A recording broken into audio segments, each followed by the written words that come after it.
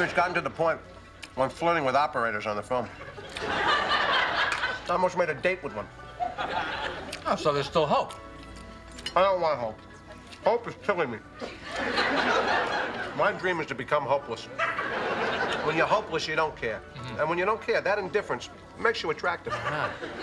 So hopelessness is the key. It's my only hope. I'm sure we can all relate to the frustration that Judge Constanza is facing in this popular Seinfeld clip. The feeling of frustration that comes from persistently clinging on to hope for a better outcome, and when it doesn't happen, the feeling of defeat that comes with it. But just like George, this doesn't necessarily stop us from truly becoming hopeless. What's up, guys? Welcome back to my channel. In today's video, we're going to be killing the idea of hope by exploring the concept of impermanence and showing how accepting this could bring us a bit more inner peace. And who doesn't want that? So earlier this year, I watched this Netflix show called The Midnight Gospel, which is basically a very trippy animated podcast, or spacecast as the main character calls it. And in what I'd call my favorite episode, Clancy the host goes to this prison for people suffering from existential dread. These are people haunted by the thoughts about whether or not their life has value. And he has a conversation with Jason, the soul bird of an inmate, Bob. They explore different Eastern philosophical ideas, but the one that stood out to me and is the focus of this video is impermanence. So impermanence is basically the idea that nothing stays the same and everything is constantly changing. And in Eastern philosophy, the belief is that the failure to recognize or accept the idea of impermanence is what leads to suffering. So Buddhist meditation is sitting with the feeling until you notice that the feeling is changing of its own accord, and the fundamental nature of everything is change and is impermanent and is emptiness. The fact that everything is impermanent is a cause of suffering. Yeah. Right? Old age, sickness, and disease, and death. Yeah. Bob, you doing okay, man? Being tormented by the idea of growing old, so we want to remain young forever. The idea of falling sick, so we want to remain healthy forever, is the source of suffering. And when I came about this idea of equally accepting the good and the bad situations, events, or outcomes, it didn't really feel like a new idea to me. Like, it felt like this is something we all know and we all say and we all accept, except it's not. The part of me that didn't think this idea is what people talk about was the part that recognized my failure to completely accept this in certain parts of my life. And I think it's something some people might be able to relate to. Whenever I see people talking about nothing lasting forever, it's usually said as comfort for a bad situation in hopes for a good one that comes after. You might have been jobless and job hunting for a while, or in the midst of a global pandemic shutting everything down, preventing you from going out there and living your best life. And what we hear to this is nothing lasts forever, or the even more popular quote, this too shall pass. And don't get me wrong, I think this is the right mentality to have. It is, after all, what has protected my mental health and prevented me from spiraling into an endless void of despair. But this sort of mentality is nowhere to be found during times of sort of like good situations or positive situations. And why would it? Whenever we're happy or celebrating something, the concept of impermanence goes away, or at least we suppress it a lot more. And with good reason, no one wants to be thinking about this amazing time not lasting forever. We want it to remain permanent. Hence, The fact that everything is impermanent is a cause of suffering. Yeah. and whenever we do think about it in those situations, we do feel like a lot more down or sad or depressed a bit.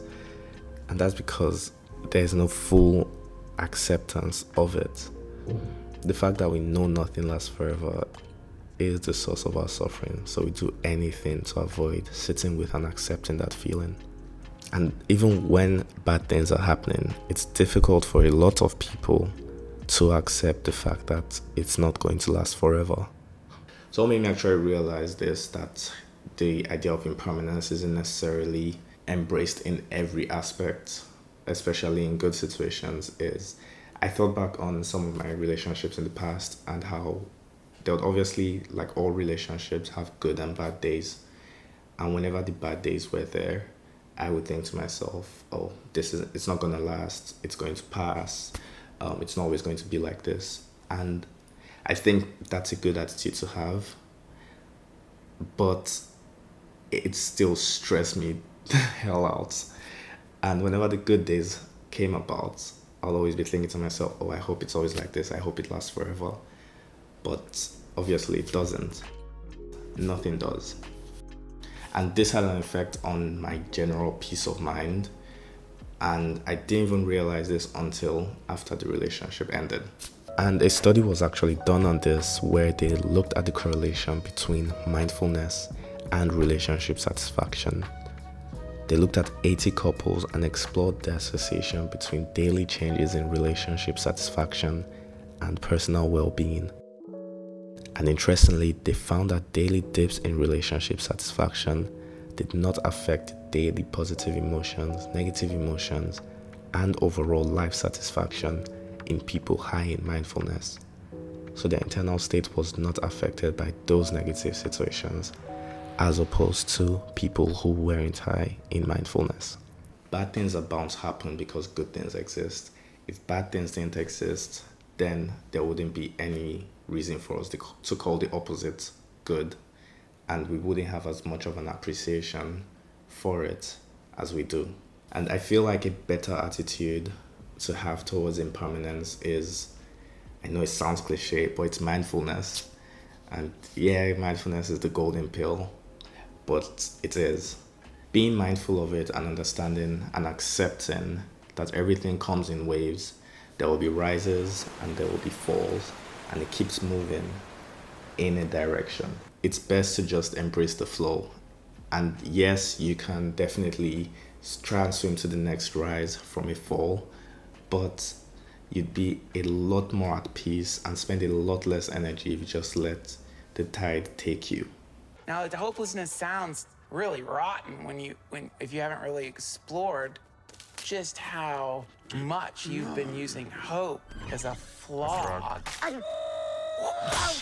Oh, I hope tomorrow, smack. Oh, I hope she goes fast, slack. I hope I can forget, smack. Just beating yourself up with hope. Not one fucking second you let yourself be hopeless. Let go of hope. Let go. So hope is basically trying to predict where the next rise is going to be, or trying to catch the next rise when you're at the fall. Whereas hopelessness and impermanence is basically accepting that where you are is okay, if it's a rise or if it's a fall, and you know it's eventually going to change. And I just want anyone that's watching these videos to hopefully take something away from it that would help them have less of a hard time on this arduous journey of life, because this thing is hard. And yeah, thank you so much for watching, and I'll see you in the next video. Peace.